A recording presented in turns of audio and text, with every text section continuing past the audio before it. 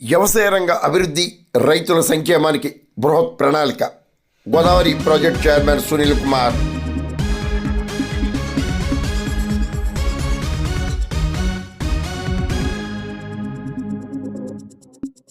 వ్యవసాయ రంగ అభివృద్ధి కోసం, ఇరిగేషన్ అభివృద్ధి కోసం కేంద్ర రాష్ట్ర ప్రభుత్వాలు బృహత్ ప్రణాళిక చేపట్టినట్లు Godavari delta eastern project chairman Sunil Kumar అన్నారు.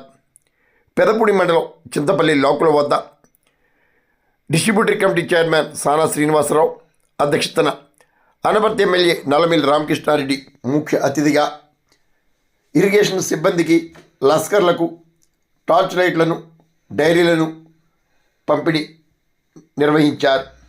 సోమవారం జరిగిన ఈ కార్యక్రమంలో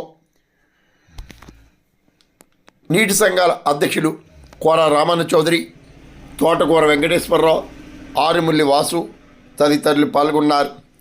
ఎమ్మెల్యే రామకృష్ణారెడ్డి స్ఫూర్తితో గోదావరి ప్రాజెక్టు అభివృద్ధికి కృషి చేస్తున్నట్లు chairman Sunil Kumar, vice chairman Sudhakar Reddy వివరించారు.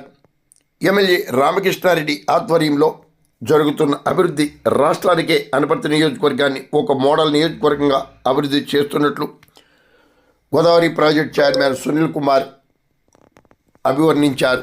ఆత్మ కమిటీ చైర్మన్ రావాడ నాగేశ్వరరావు రైతాంగ సమస్యలను MLA Ramakrishna Reddy, Godavari project chairman Sunil Kumar వివరించారు. కమలంపూడి సుధాకర్ రెడ్డి గారికి, అలాగే పెద్దల డీసీ సానా శ్రీనివాస్ గారికి, కొమరాపాలెం డీసీ వేణుగోపాల్ రెడ్డి గారికి, అలాగే ఆత్మ కమిటీ చైర్మన్ రావాడ నాగ్ గారికి, అలాగే పెద్దలు, బీజేపీ పెద్దలు, కూటమి పెద్దలకి, ఇరిగేషన్ సిబ్బందికి, లస్కర్లు అందరికీ కూడా పేరు పేరున ధన్యవాదాలు తెలియజేసుకుంటా ఉన్నాను. మన ఎమ్మెల్యే గారు నేను ఫాలోవర్ని, నిత్యం ప్రజల్లో ఉంటూ ఆయన ఎటువంటి సమస్యలు ఉన్నా ప్రజలకి ప్రతిరోజు ప్రజల్లోనే తిరుగుతూ ఆయన చేసే అభివృద్ధి పనులు ఎప్పుడు నేను గమనిస్తూ ఉంటాను. రీసెంట్గా అది పెదపూడి మండలంలో 12 కోట్ల రూపాయలతో రోడ్లు శంకుస్థాపనలు కానీ, బీటీ రోడ్లు కానీ, అలాగే జల్ జీవన్ మిషన్ పథకంలో 57 కోట్ల రూపాయలతో మొత్తం అనపర్తి నియోజకవర్గం మొత్తం కూడా త్రాగునీటి సమస్య అనేది లేకుండా ప్రతి ఇంటికి కూడా, ప్రతి గ్రామానికి నీరు అందే విధంగా 50 కోట్ల రూపాయలతో జల్ జీవన్ మిషన్ పథకంలో మంచినీరు అందించడం అనేది చాలా మంచి కార్యక్రమం. అలాంటి కార్యక్రమాలు, అలాగే కెనాల్ రోడ్లు కానీ, అలాగే జన్మభూమి హాల్ట్ కానీ, ఇలాంటివన్నీ కూడా ఈయన్ని ఒక ఆదర్శంగా తీసుకోవాల్సిన అవసరం ఉంది. మనందరూ కూడా ఆయన పరిపాలన, నాయకత్వం మనందరికీ కూడా ఆదర్శం. అటువంటి నాయకత్వంలో అనపర్తి నియోజకవర్గం ప్రజలందరూ కూడా అదృష్టవంతులుగా నేను తెలియజేస్తూ ఉన్నాను. నేను ఎక్కడో చదివాను, ఈ మధ్యకాలంలో 2014లో ఆయన శాసనసభ్యులుగా ఉన్నప్పుడు 800 కోట్ల రూపాయలతో ఆయన అనపర్తి నియోజకవర్గాన్ని అభివృద్ధి చేశారట. తర్వాత ఇప్పుడు శాసనసభ్యులు అయిన తర్వాత 2024లో ఈ 2 ఏళ్లలోనే ఆయన రికార్డు ఆయనే బద్దలు కొట్టుకున్న పరిస్థితి. సో ఆ 800 కోట్ల రూపాయలు కూడా ఈ 2 సంవత్సరాల్లోనే అభివృద్ధి కార్యక్రమాలు చేశారు. మేము పిఠాపురంలో పవన్ కళ్యాణ్ గారు మొదటి సంవత్సరంలో 300 కోట్ల అభివృద్ధి చేశారన్న విషయం బయటికి తెలియజేస్తూ ఉంటాం. ఈయన 800 కోట్ల రూపాయలు అభివృద్ధి చేశారని ఆశ్చర్యంగా అనిపించింది నాకు. సో ఏదైనా ఆ సీఎంఆర్ఎఫ్ చెక్కులు కానీ నేను ఫేస్బుక్లో చూస్తుంటాను రెగ్యులర్గా. ఈ మధ్య 1 కోటి రూపాయల దాకా సీఎంఆర్ఎఫ్ చెక్కులు పంచడం, ఇవన్నీ కూడా ఏదైనా అనపర్తి నియోజకవర్గ ప్రజలు అదృష్టవంతులు. ఆయన పరిపాలన అభివృద్ధి జరుగుతుంది. కాలువలకు సంబంధించి 3 కోట్ల రూపాయలతో, 2 కోట్ల రూపాయలతో కాలువ పనులు, అలాగే 1 కోటి రూపాయలతో డ్రైనేజ్ మరమ్మతుల పనులు కూడా చేపట్టాము అనపర్తి నియోజకవర్గంలో. ఇప్పుడు ఈ లాకులకు సంబంధించి ఆల్రెడీ మేము ప్రాజెక్ట్ కమిటీ వైస్ చైర్మన్ గారు, డీసీలు అందరూ కలిపి లాకులు అన్నీ కూడా తిరిగి చూసాము. 20 కోట్ల రూపాయలతో లాకులన్నీ అభివృద్ధి చేయాలి, ఆ స్టాఫ్ క్వార్టర్స్ అభివృద్ధి చేయాలని proposals irrigation minister Nimmala Ramanaidu గారికి అందరికీ కూడా మేము వినతి పత్రాలు ఇవ్వడం జరిగింది.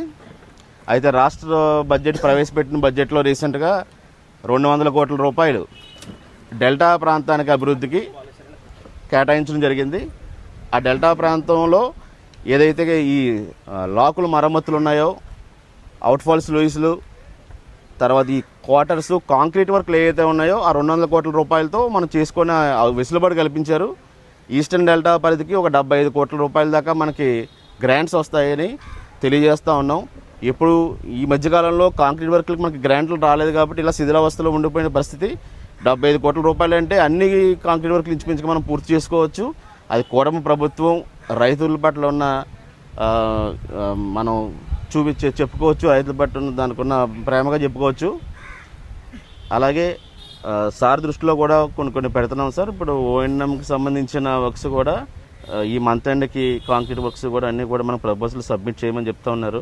అవన్నీ సబ్మిట్ చేస్తే కాంక్రీట్ వర్క్స్ కూడా మనకి ఇప్పుడు వచ్చే అవకాశం ఉందండి. ఈ లస్కర్లు ఏదైతే ఉన్నారో వాళ్ళు మనం తిరిగినప్పుడు వీళ్ళు శాలరీస్ సరిగ్గా రావట్లేదని ఇష్యూ మన దృష్టికి తీసుకొచ్చారు. అది కూడా మన మినిస్టర్ గారి దగ్గర ఆల్రెడీ పెట్టడం జరిగింది.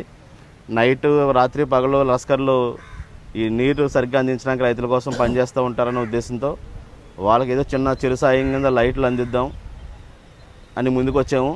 అదే కాకుండా మెయిన్ లాక్ సిస్టమ్స్ దగ్గర అలాగే స్లూయిస్ల దగ్గర ఏదైతే ముఖ్యమైన ప్రదేశాలు ఉన్నాయో అక్కడ సోలార్ లైటింగ్స్ కూడా ఏర్పాటు చేయాలని మేము ప్రభుత్వాన్ని కోరడం జరిగిందండి. ప్రాపర్ లైటింగ్ అది ఉండట్లేదని ఆ సోలార్ లైట్లు కూడా త్వరలో ప్రభుత్వం కేటాయింపులు ఇస్తుందని కోరుకుంటా ఉన్నాను. నమస్కారం.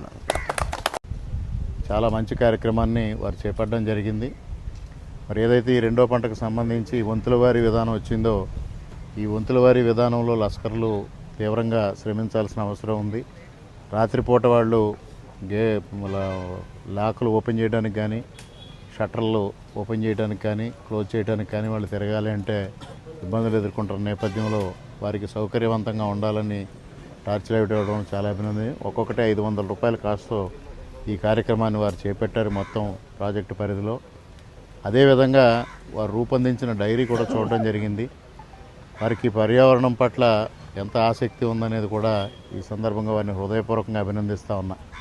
పర్యావరణాన్ని పరిరక్షించాలి, కాలుష్యాన్ని నివారించాలని వేళ ప్రపంచం అంతా చూస్తున్న నేపథ్యంలో మరి వ్యక్తిగతంగా వారు దానిపై చూపించిన ఆసక్తి చాలా అభినందనీయం.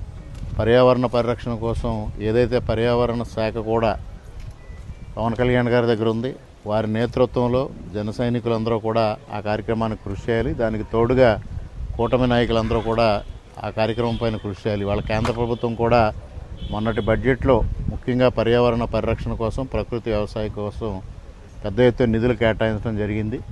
ఆ దిశగా ప్రతి ఒక్కరూ ఆలోచన చెయ్యాలి. దానికి ఒక రోల్ మోడల్గా సునీల్ కుమార్ గారు ఉన్నారనేది కూడా ఈ సందర్భంగా తెలియజేసుకుంటూ మరొక మారు ఈ కార్యక్రమానికి అందరికీ ఇచ్చేసిన అందరికీ హృదయపూర్వకంగా కృతజ్ఞతలు, నమస్కారాలు తెలియజేసుకుంటూ సెలవు.